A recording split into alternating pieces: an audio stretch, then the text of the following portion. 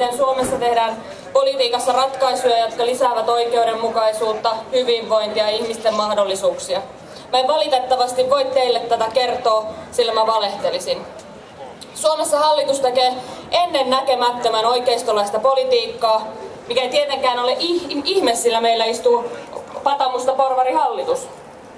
Hallitus tuuttaa kerta toisensa jälkeen aina vaan heikompia esityksiä. Etelärannan herrat eivät varmaan ole märimmissä päiväunissaankaan uskaltaneet toivoa tällaista politiikan tekoa. Köyhät, työttömät, lapsiperheet, työntekijät, pienyrittäjät, eläkeläiset, opiskelijat on potkaistu polvilleen aneleen leipää ja vettä. Oikeistolainen hallitus tekee oikeistolaista politiikkaa. Siihen kuuluu tuloerojen kasvattaminen, pääoman kasaantuminen aina vaan pienemmälle väelle ja päätöksenteon kaventuminen poliittiselle eliitille. Ei tässä mitään uutta ole. Kuripolitiikka, mitä harhaisesti talkoina puhutaan, on epäoikeudenmukaista ja kohdistuu kaikista heikommassa asemassa oleviin ihmisiin. Hallituksen esitykset työttömyyden poistamiseksi ovat naurettavia. Uskovatko he todella itse siihen, että kurjistamalla ja nöyryyttämällä työttömiä tähän maahan syntyisi yhtään avointa työpaikkaa? Ei mitenkään synny tällä tavalla. Leikkaamalla palkkoja ei tule yhtään enempää kauppoja ja työntekoa.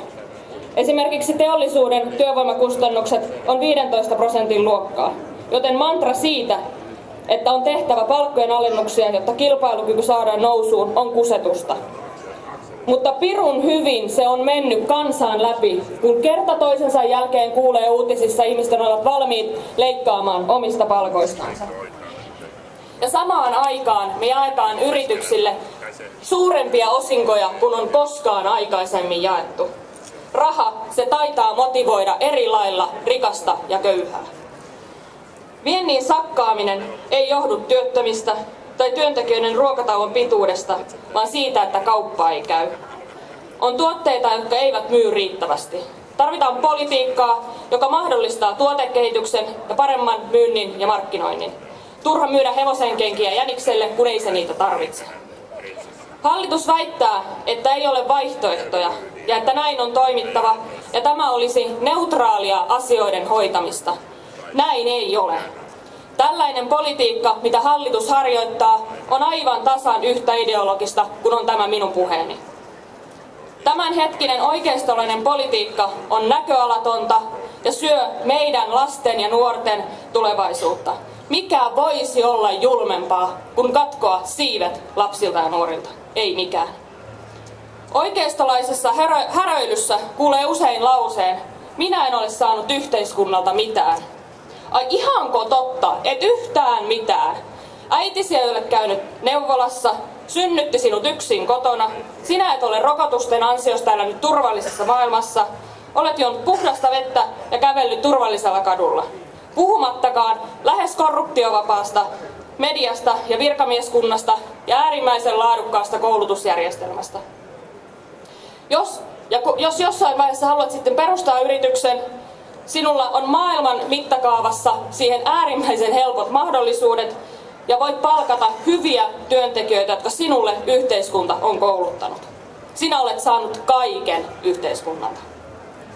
Hyvät kuulijat, työelämä muuttuu siinä, missä maailmakin muuttuu.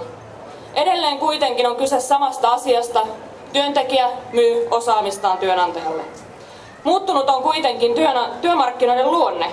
Yhä enenevissä määrin meillä on freelancer-pohjasta yrittäjämäistynyttä työmarkkinaa, erityisesti luovilla aloilla. Työntekijän tulee vahvasti brändätä itseään. Globalisaatio ja ilmastonmuutos muokkaavat työmarkkinoita. Vasemmiston on oltava etunenässä tarjoamassa tähän ratkaisuja, jotka parantavat työntekijöiden asemaa muuttuvassa työympäristössä. Ei voida odottaa, että mitähän tässä seuraavaksi tapahtuu, vaan on itse esitettävä asioita. Minimipalkka on yksi sellainen asia, jota vasemmisto tällä hetkellä esittää. Suomessa on lähes 250 000 palkansaajaa, joiden palkoista ei sovita lainkaan työehtosopimuksilla ja joiden vähimmäispalkoista ammattiliitot eivät neuvottele, ja odotettavissa vielä on, että tämä määrä kasvaa. Vasemmisto esittääkin 10 € minimituntipalkkaa. Mutta AY-aktiivit, älkää olko huolissanne. Tämä ei murra yleissitovuutta. Saksassa on käytössä minimituntipalkka ja kuten tiedämme myös äärimmäisen tiukka ja aloitteellinen AY-liike. Jos AY-liike on kiinnostunut tästä ja jos AY-liike, eli me, emme ole kiinnostuneita niistä ihmisistä, jotka jäävät työehtosopimusten ulkopuolelle, niin kysymys kuuluu, kuka sitten on? Ei kukaan. Hyvät kuulijat, ei riitä, että hallitus sikailee. Maailma on myllerryksessä muuallakin. Suomeen on tullut viime vuosina ennätysmäärä turvapaikanhakijoita. Maailman konfliktit eivät ole näiden ihmisten syytä. Hallituksen tekemä huono oikeistolainen politiikka ei myöskään ole heidän syytä. Älä syytä tuntematonta ihmistä hallituksen leikkauksista ja kuripolitiikasta. Emme voi antaa tuumaakaan periksi rasismille ja syrjinnälle. Vihalle on aina kohde. Ja se voi olla joku vähemmistöryhmä tai se voi olla sinä. Turvapaikanhakija ei ole syyllinen siihen, että hallitus leikkaa kuntien määrärahoja ja heikentää sitä myötä kuntien palveluita. Se, että hallitus on kykenemätön tekemään ratkaisuja, jotka synnyttävät työpaikkoja, hyvinvointia ja maallista mammonaa meille kaikille, ei ole turvapaikanhakijoiden syy, vaan vika on hallituksen. Älä anna epärehelliselle ihmisvihalle siementäkään ajatuksissasi ja sydämessäsi. Hyvät kuulijat, alkaa olla kyseessä viimeinen taisto. Nyt jos koskaan meidän tulee järjestäytyä tiiviimmin. Nyt jos koskaan meidän on löydettävä oma ammattiosastomme, oma ammattiliittomme ja järjestäydyttävä. Tai löydettävä oma puolue, kansalaisjärjestö tai osamme kansalaisliikkeessä.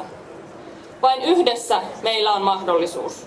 Mutta meillä on mahdollisuus, jos ja kun otamme käsiimme sen vallan, mikä meille kuuluu, kansanvallan. Hyvää vappua kaikille ja toivottavasti näemme pian iloisemmissa merkeissä. Kiitos. Suuret kiitokset Minna Minkkinen tilaisuuden hienosta avaamisesta.